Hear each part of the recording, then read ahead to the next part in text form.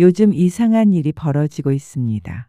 교회 모임에 빠지지 않고 나가시는 분들이 점점 외로워지십니다. 경로당에서 조언을 아끼지 않으시는 분들이 점점 사람들에게 피해지십니다. 안녕하십니까? 지혜담수다입니다. 67세 김 여사님도 그랬습니다. 열심히 모임에 나갔지만 6개월 만에 단톡방이 조용해졌습니다. 왜 그럴까요? 인생의 황혼기에 접어든 우리에게 말이란 무엇일까요? 여러분, 한번 생각해 보십시오. 젊은 날 우리의 말은 세상을 향해 외치는 함성이었고, 나를 증명하는 증거였으며 살아가기 위한 강력한 무기였습니다. 그러나 긴 세월의 강을 건너온 지금 말은 더 이상 무기가 아닙니다. 이제 우리의 말은 내 인성을 보여주는 품격이 되어야 하고 상대를 품어주는 따뜻함이 되어야 합니다. 그래서 나이가 들수록 우리의 말은 더 깊고 더 따뜻해져야 합니다. 놀랍게도 그 차이는 말 한마디, 태도 하나에 있었습니다. 그래서 오늘은 모임에서 여러분을 가장 환영받고 품격 있는 사람으로 만들어줄 대화의 비밀을 하나씩 풀어드리겠습니다. 소중한 구독과 좋아요 부탁드립니다. 여러분의 의견도 댓글로 남겨주세요. 여러분, 보통 모임에 가면 어떻게 인사하시나요? 오셨어요? 잘 지내셨죠? 오랜만이네요. 가장 흔한 인사입니다. 틀린 말도 아니고 나쁜 인사도 아닙니다. 그런데 진짜 센스 있고 어디서나 대접받는 분들은 첫 마디부터가 다릅니다. 며칠 전 모임에서 일이 있었습니다. 평소처럼 인사를 나누는데 한 분이 제 눈을 똑바로 보시며 이렇게 말씀하셨습니다. 얼굴 보니까 너무 좋네요. 단순한 인사였지만 가슴이 따뜻해지는 느낌이었습니다. 한번 생각해 보세요. 누가 나를 보자마자 환하게 웃으며 얼굴 보니 좋다고 하는데 그 사람이 싫을 리가 있겠습니까? 그 순간부터 상대는 당신을 나를 기분 좋게 해주는 고마운 사람으로 마음에 새기게 됩니다. 그런데 말입니다. 67세 김 여사님은 달랐습니다. 김 여사님은 교회 모임에 들어서자마자 늘 이렇게 말했습니다. 아이고, 나 오늘 컨디션이 안 좋아서 요즘 허리가 아파 죽겠어요. 길이 왜 이리 막히는지 올라오는데 1시간 넘게 걸렸어. 만나자마자 내 사정, 내 핑계, 내 불편함을 늘어놓는 겁니다. 듣는 사람 입장에서는 아, 그렇구나 하고 넘어가지만 마음속으로는 벌써 피로감이 쌓이기 시작합니다. 석 달쯤 지나자 사람들의 태도가 물결처럼 달라졌습니다. 김 여사님이 모임 장소에 들어서면 다들 인사는 하지만 눈을 마주치는 시간이 이슬처럼 짧아졌습니다. 안녕하세요 하고는 바로 다른 데를 보거나 핸드폰을 꺼내 들기 시작했습니다. 김 여사님 옆자리는 항상 텅 비어 있었습니다. 반대로 72세 이 선생님을 보십시오. 이 선생님은 누구를 만나든 상대의 눈을 맞추며 이렇게 말씀하십니다. 얼굴 보니 너무 좋네요. 오늘 오신다고 해서 기대했어요. 역시 오셔야 모임이 살아요. 이 말에는 단순한 인사 이상의 마음이 담겨 있습니다. 상대방에게 당신은 오늘 이 자리에 꼭 있어야 할 소중한 분입니다라는 메시지를 전하는 겁니다. 결과가 어땠을까요? 이 선생님 주변에는 항상 사람이 모입니다. 마치 봄날의 꽃에 나비가 모이듯이 모임이 끝나고 집에 가는 길에도 선생님 다음 주에 또 뵈어요 하며 먼저 연락을 기다립니다. 같은 나이, 같은 모임인데 왜 이런 차이가 생기는 걸까요? 사람의 마음은 첫 인상을 초두 효과라는 현상으로 저장합니다. 하버드 대학교 심리학과 연구팀이 밝혀낸 바에 따르면 사람은 상대방을 만나고 첫 3초 안에 그 사람에 대한 인상의 80%를 결정한다고 합니다. 처음에 받은 인상이 그 뒤에 일어나는 모든 일을 해석하는 렌즈가 된다는 겁니다. 쉽게 말해 처음에 따뜻한 인상을 받으면 그 뒤에 상대방이 좀 실수를 해도 그럴 수 있지 하고 품어줍니다. 반대로 처음에 차가운 인상을 받으면 그 뒤에 아무리 좋은 말을 해도 뭔가 속셈이 있나 하고 경계하게 됩니다. 그런데 여기서 중요한 게 있습니다. 이 말들의 공통점이 뭔지 아십니까? 모두 상대방으로 시작한다는 겁니다. 내 이야기가 아니라 상대방 이야기로 대화의 문을 여는 겁니다. 당신이 여기 있다는 것 자체가 나에게 기쁨이다. 이 마음을 말로 표현하는 겁니다. 그렇다면 어떻게 해야 할까요? 첫째, 상대방으로 시작하십시오. 내 컨디션, 내 사정이 아니라 상대방의 존재 자체를 반기는 말로 시작하십시오. 둘째, 눈을 맞추십시오. 상대방의 눈을 보면서 2초만 눈을 맞춰도 진심이 물결처럼 전달됩니다. 셋째, 진심을 담으십시오. 형식적인 안녕하세요보다 짧아도 진심 어린 반갑습니다가 훨씬 강력합니다. 첫 인사 하나가 여러분의 품격을 결정합니다. 잊지 마십시오. 그런데 이렇게 좋은 첫인상을 만들어 놓고도 모임이 끝날 때쯤이면 오히려 비호감이 되어버리는 사람들이 있습니다. 왜 그럴까요? 보통 모임에서 피해야 할 행동 1순위를 물으면 모두가 자기 자랑이라고 답합니다. 맞습니다. 쉴 새 없이 자식 자랑, 돈 자랑 늘어놓는 사람 옆에 앉으면 2시간이 이틀처럼 길게 느껴지죠. 하지만 자랑보다 훨씬 더 치명적이고 위험한 진짜 독이 있습니다. 바로 가르치려는 마음입니다. 모임에 나가면 꼭 이런 분이 한 분쯤 계십니다. 누가 무슨 말을 해도 아, 그건 말이야 하고 끼어듭니다. 누가 여행 이야기를 하면 거기 나도 가봤는데 그 식당 말고 여기 갔어야지. 누가 건강 걱정을 하면 그렇게 하면 안 돼. 내가 해봤는데 이렇게 해야 효과 있어. 본인은 도움을 주고 있다고 생각합니다. 내가 가진 경험과 지혜를 나눠주는 거니까 좋은 일이라고 믿습니다. 그런데 듣는 사람들은 어떨까요? 점점 입을 닫게 됩니다. 마치 봉오리가 오므라들듯이 또 시작이네. 내가 한마디 하면 10마디 하겠지 싶어 그냥 가만히 있게 되는 겁니다. 68세 박 선생님 이야기입니다. 박 선생님은 평생 교사로 일하셨습니다. 퇴직 후 경로당 모임에 나가서도 그 습관이 그대로 나왔습니다. 누가 무슨 이야기를 해도 그게 아니고 말이야 하고 시작했습니다. 처음엔 다들 아, 그렇구나 하고 들었습니다. 박 선생님이 선생님이셨으니까요. 그런데 석 달쯤 지나자 모임 분위기가 서늘하게 식었습니다. 사람들이 이야기를 꺼내다가도 박 선생님이 계시면 중간에 멈췄습니다. 그리고 박 선생님이 화장실 가신 사이 다른 분들끼리 속삭였습니다. 선생님은 좋으신 분인데 말씀하시면 너무 피곤해. 왜 가르치려는 마음이 자랑보다 더 위험할까요? 자랑은 듣기 불편하긴 해도 나에 대한 지적은 아닙니다. 하지만 가르치려 드는 건 다릅니다. 그건 상대방에게 너는 모르고 있다, 너는 틀렸다, 너는 부족하다는 메시지를 칼처럼 보내는 겁니다.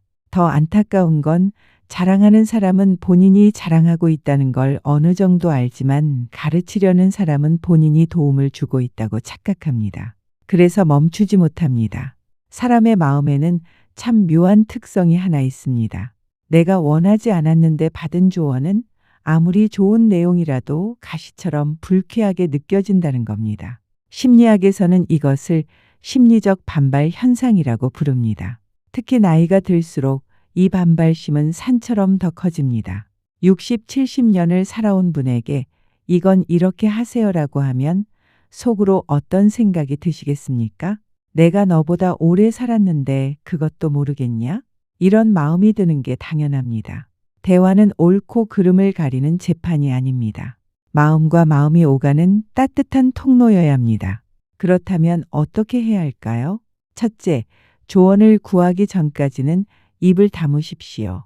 아무리 좋은 조언이라도 상대가 원하지 않으면 꽃이 아니라 가시가 됩니다. 둘째, 내 경험으로는으로 시작하십시오.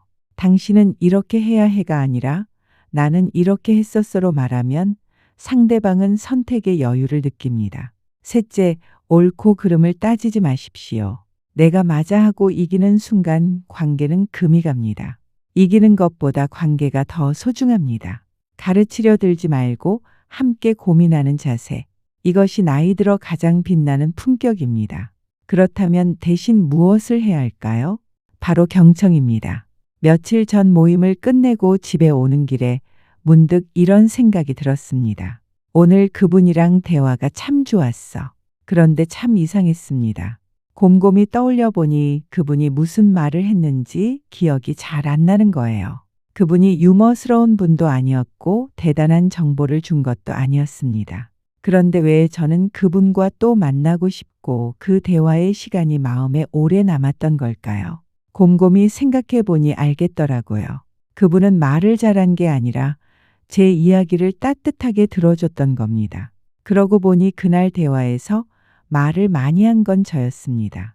그분은 거의 듣기만 하셨어요. 그런데 저는 그분이랑 대화가 좋았다고 느꼈고 심지어 그분은 말을 참 잘하신다고까지 생각했습니다. 이상하지 않습니까? 듣기만 했는데 말을 잘한다는 평가를 받는 겁니다. 비밀은 간단합니다. 사람은 내가 얼마나 편하게 말했느냐로 대화를 평가합니다. 내가 편안히 이야기했으면 좋은 대화였다고 느끼고 그 좋은 기억은 강물처럼 들어준 사람의 공으로 흘러갑니다. 상담계의 전설처럼 내려오는 가르침이 있습니다. 전문가를 양성할 때 가장 먼저 가르치는 3가지 기술인데요. 첫째는 눈 맞추기, 둘째는 고개 끄덕여주기, 셋째는 아하고 짧은 감탄사 넣어주기입니다. 이 3가지만 제대로 해도 상대방은 이 사람이 나를 진심으로 이해해 준다고 느낀다는 겁니다. 여기서 한 단계 더 나아가는 기술이 있습니다. 바로 미러링입니다. 미러링은 상대방의 말을 거울처럼 비춰주는 겁니다. 70세 박 여사님의 이야기입니다. 어느 날 모임에서 한 분이 이렇게 푸념을 했습니다. 남편이 이번 결혼 기념일을 깜빡해서 너무 서운했어요. 이때 보통은 이렇게 말하기 쉽습니다. 남자들이 원래 다 그렇죠. 우리 남편도 그래요. 틀린 말은 아닙니다. 위로해 주려는 마음도 알겠습니다. 그런데 박 여사님은 다르게 말했습니다. 남편분이 결혼 기념일을 깜빡하셔서 서운하셨군요. 이 한마디에 그분의 마음이 눈 녹듯 풀렸다고 합니다.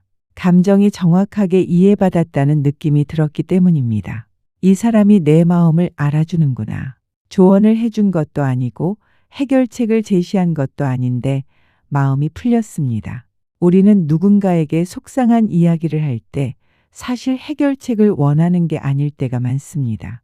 그래서 어떻게 하라고 하는 조언보다 그랬구나, 많이 속상했겠다 하는 따뜻한 공감이 필요한 거예요. 하지만 여기서 정말 주의할 게 있습니다. 바로 가짜 경청입니다. 겉으로는 고개를 끄덕이며 그래라고 대답하지만 머릿속으로는 이런 계산을 하는 거죠. 다음에 내가 뭐라고 말하지? 나도 비슷한 경험 있는데 빨리 얘기하고 싶다. 이렇게 속으로 내 차례만 준비하고 있는 건 진짜 경청이 아닙니다. 여러분, 진짜 경청은 다음에 뭐라고 말하지를 내려놓는 것에서 시작됩니다. 그저 상대의 이야기 속으로 함께 걸어 들어가는 겁니다. 이렇게 진심으로 들으면 억지로 노력하지 않아도 그랬구나라는 진심 어린 반응과 끄덕임이 샘물처럼 저절로 나옵니다.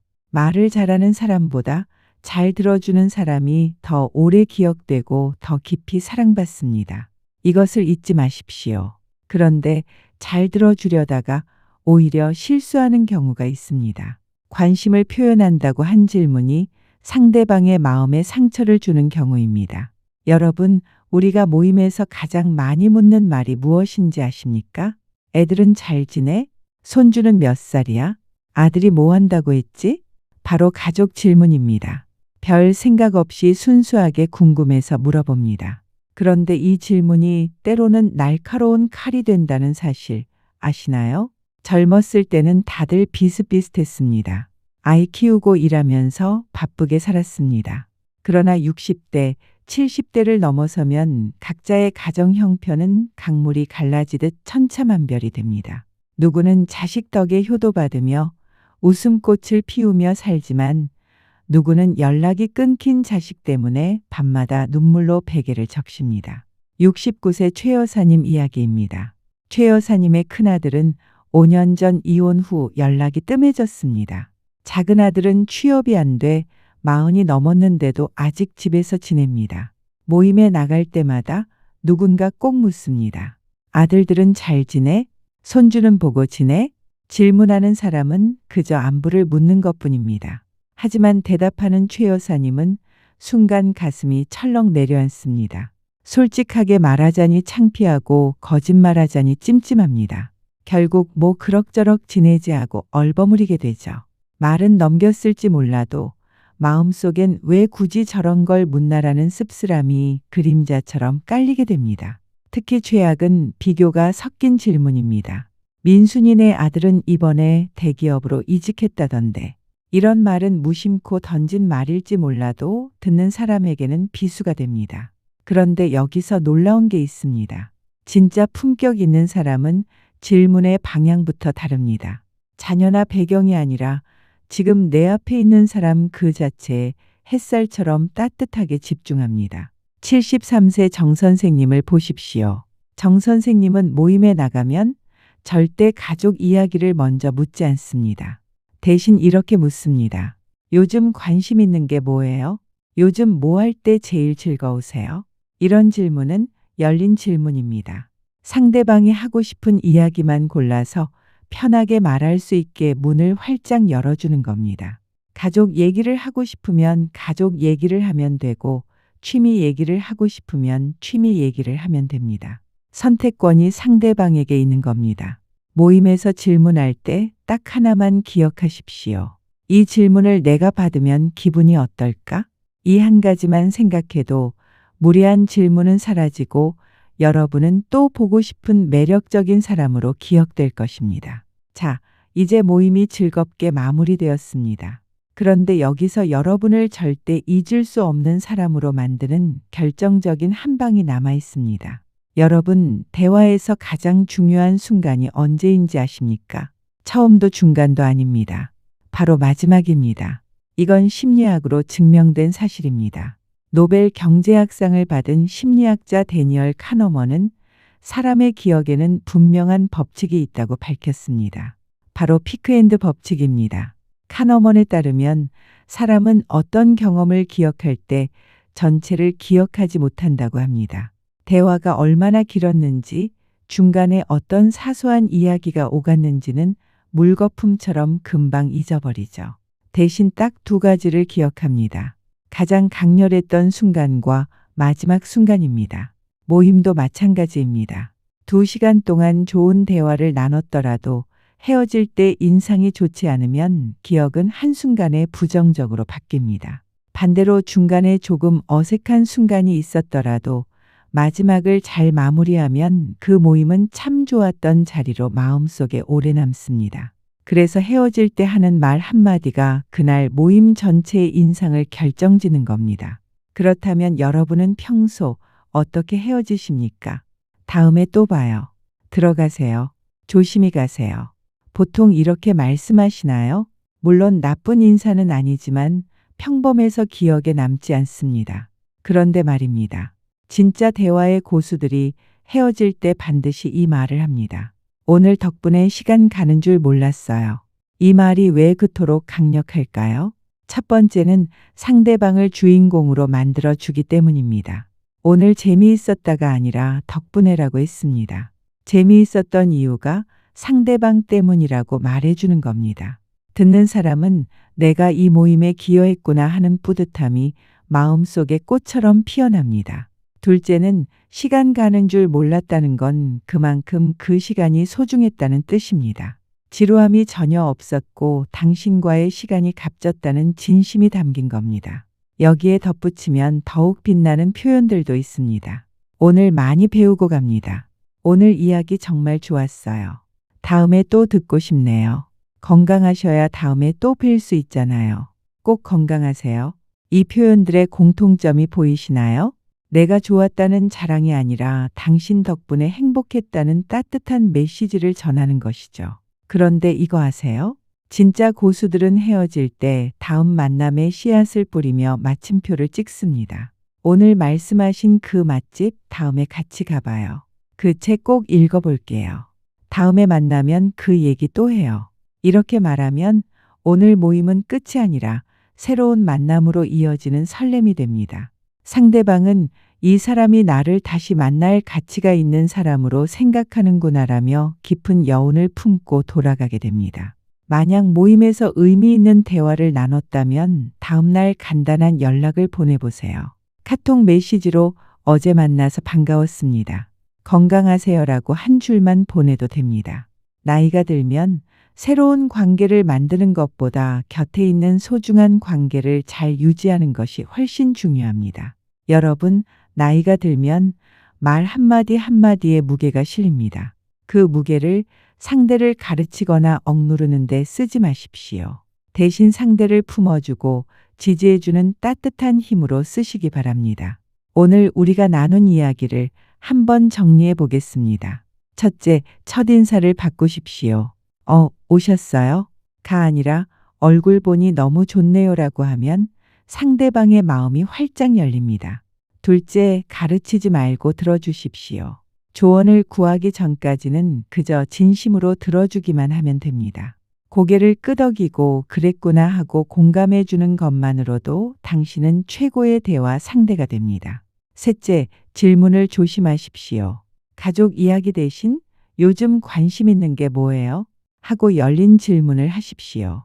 넷째, 마지막 인사를 특별하게 하십시오. 오늘 덕분에 시간 가는 줄 몰랐어요 한마디가 그날 모임 전체를 빛나게 만듭니다. 나이가 들어 가장 빛나는 매력은 화려한 언변이 아니라 사람의 마음을 녹이는 따뜻한 말투에서 나옵니다. 말투야말로 나를 증명하는 가장 정직한 명함이기 때문입니다. 여러분, 한번 상상해 보십시오. 10년 후에도 이 모임에 나를 반기는 친구가 있을까요? 10년 후에도 사람들이 내 전화를 기다릴까요? 10년 후에도 나는 외롭지 않을까요? 그 답은 오늘 여러분이 하는 말 한마디에 달려 있습니다. 지금 당장은 작은 변화처럼 보일 수 있습니다. 하지만 이 작은 말습관 하나가 앞으로 10년, 20년 여러분의 노년을 완전히 바꿔놓을 것입니다. 품격 있는 어른으로 끝까지 사랑받으며 사는 비밀은 멀리 있지 않습니다. 바로 오늘 이 순간 여러분이 내뱉는 말 한마디에 있습니다. 한 송이 꽃이 봄을 만들지 못하지만 따뜻한 말 한마디는 한 사람의 인생을 바꿀 수 있습니다. 여러분의 말이 누군가에게 봄날의 햇살이 되고 추운 겨울날의 따뜻한 온기가 되길 바랍니다. 오늘 저 또한 여러분의 귀한 시간 덕분에 정말 시간 가는 줄 모르고 이야기했네요. 우리가 건강해야 다음에 또 기분 좋게 뵐 수 있지 않겠습니까? 꼭 건강하십시오. 여러분의 모임이 더 따뜻하고 더 즐겁고 더 의미 있는 시간이 되시길 진심으로 바랍니다. 시청해 주셔서 감사합니다.